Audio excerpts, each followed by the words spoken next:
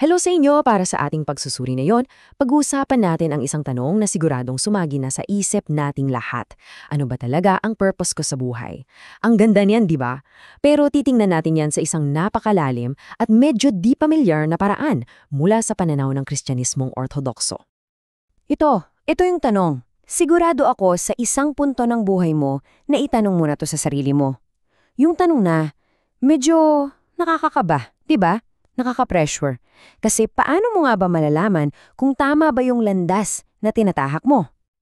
Pero paano kung mali pala yung paraan ng pagtanong natin? Paano kung kailangan lang natin ng shift sa perspective? Yan mismo ang iminumungkahi ng ating source material, isang naibang klase ng sagot. At dito natin makikita agad yung malaking pagkakaiba. Kadalasan, iniisip natin na yung will ng Diyos ay parang isang treasure na kailangan nating hanapin. Isang specific na trabaho, isang specific na tao. Pero sa pananaw ng Ortodokso, hindi pala siya isang destinasyon. Isa siyang habang buhay na proseso. Isang paglalakbay. So anong tawag sa paglalakbay na to? Eto na. Eto yung pinaka-core, yung true north ng buhay Ortodokso. Ang tawag dito ay theosis. Ito yung pundasyon ng lahat. Okay, so ano pa tong theosis? Medyo malalim pakinggan, pero simple lang yung idea. Ito yung proseso ng pagiging mas kawangis ng Diyos. Hindi ito para maging Diyos tayo maliwanag yun. Pero sa tulong ng biyaya niya, unti-unti tayong nakikibahagi sa kanyang banal na kalikasan. Yun yung ultimate goal. At dito nagiging super interesting. Kasi kung yun pala yung main goal, yung pakikiisa sa Diyos, lahat ng iba pang desisyon sa buhay, nagiging secondary na lang.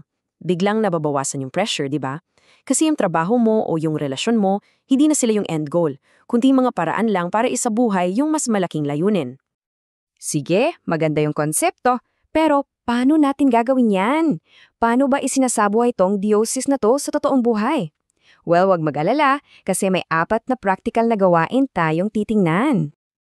Isipin nyo ito bilang isang mapa. Ito yung 4 na haligi na bumubuo sa landas. Una, ang panloob na buhay.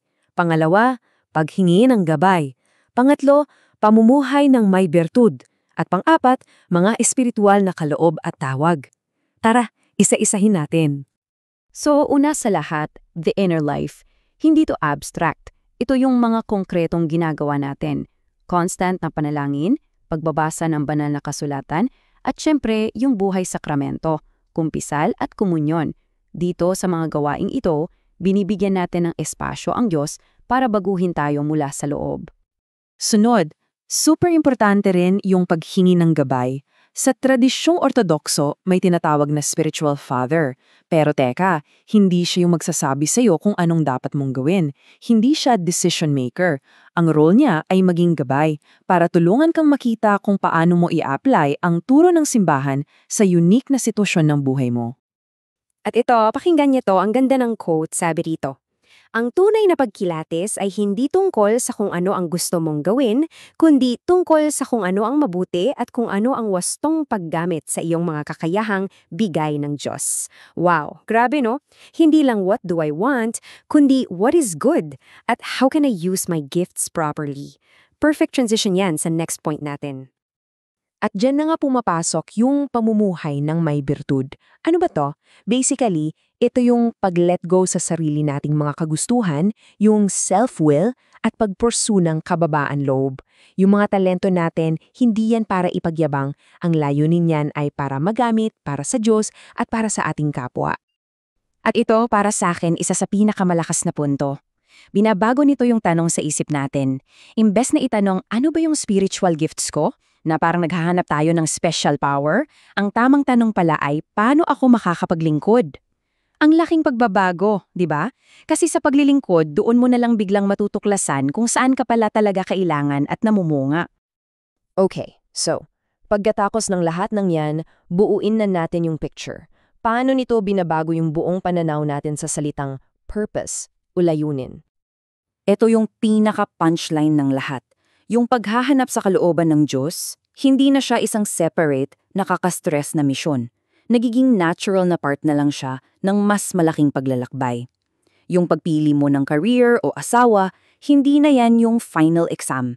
Mga opportunity na lang yan para isabuhay yung theosis, yung paglapit sa Diyos. So para i-wrap up, eto yung 3 key takeaways. Una, ang purpose natin ay hindi lang tungkol sa ginagawa natin, kundi sa kung sino tayo nagiging. Becoming, hindi lang doing. Pangalawa, lahat ng daily choices natin may ambag sa mas malaking goal na yan. At pangatlo, at siguro pinaka-importante, binabawasan nito yung pressure. Hindi mo kailangang mahanap yung one correct path. At para matapos, iiwan ko kayo sa tanong na ito. Pag-isipan nito. Paano kaya mag-iiba yung mga desisyon mo sa araw-araw kung ang goal mo ay hindi isang destinasyon, kundi isang direksyon? Kung ang focus mo ay hindi sa pagdating, kundi sa paglalakbay. Ano kayang magbabago? Isang magandang pagnilayan.